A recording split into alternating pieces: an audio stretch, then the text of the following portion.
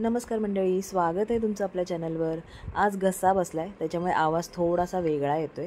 तर मी आपला जो हॉब आहे म्हणजे आपली मराठी भाषेमध्ये जी शेगडी आहे ती जेवणाचा ओटा कट करून त्याच्या आतमध्ये बसवले। तर मग तिथे ना साईडने पाणी जाऊ शकतं, कारण तिथे साफ नाही करता येणार, ती फिट केलेली असेल तिथे, त्याच्यामुळे तर तिथे पाणी जाऊ नये म्हणून मी ही एक्स्ट्रा टेप येते ती लावून घेते। मी ही टेप पहिले पण लावली होती, पण एक 8-10 महिने झाले म्हणून त्या टेपला चेंज करून घेते।